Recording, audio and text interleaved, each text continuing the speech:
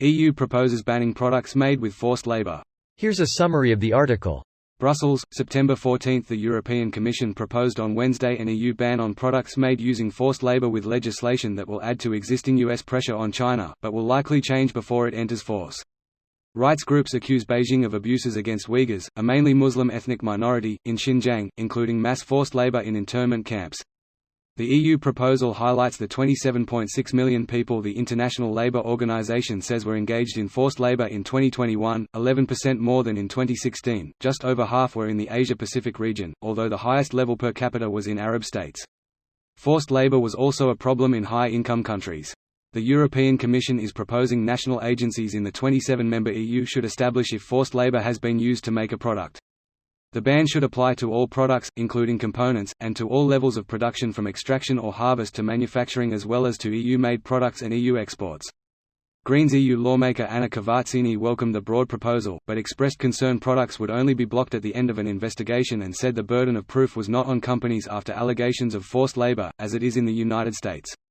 This post received a score of 26,000, with an upvote ratio of 96%. Here are the top comments in response to this article. Does that include the World Cup?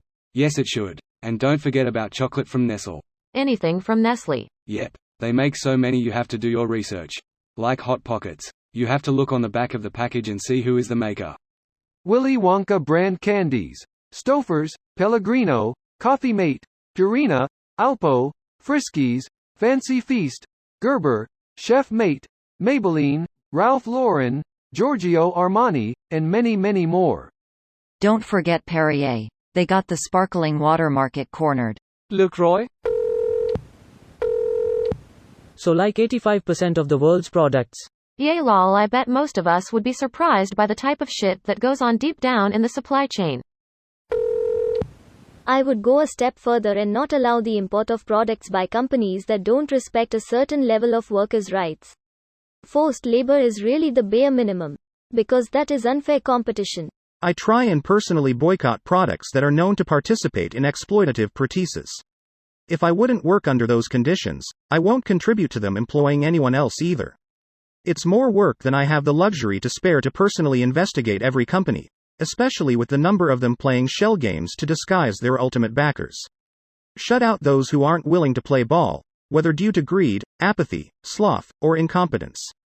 Ban all imports using forced labor, and tax all imports with underpaid labor to remove the competitive advantage for underpaying.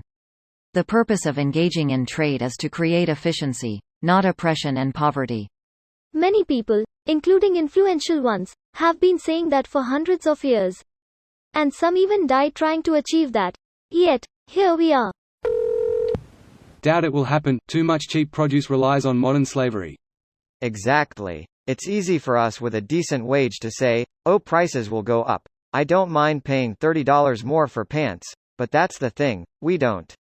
Who's gonna be the one to tell kids in poor families they ain't getting shit because their parents can already barely afford food, and then the prices for everything skyrocketed? Other industries rely on cheap labor. Food industry relies on machines made cheaply, and someone has to pay the cost. You really think companies will be kind enough to take the cost on their own back? This includes prison labor, right? Multiple EU countries have prison labor. Yes, but if I remember correctly, the prisoners get paid for it. Like, properly paid. Or, paid, 13 cents an hour or something. I can't say exactly which countries this applies to, beyond Sweden, Netherlands, Norway and Denmark, but I know their system of employment obligation isn't unique in Europe. It means that the inmate has to participate in some form of activity. That can include work, but also education and self-treatment courses. Regardless of which activity the inmate picks, they receive a modest compensation. This video was automatically created by Reddit to speech. The article and comments in this video were selected from Reddit according to their upvotes, and any paraphrasing was performed by smmry.com, without any human intervention.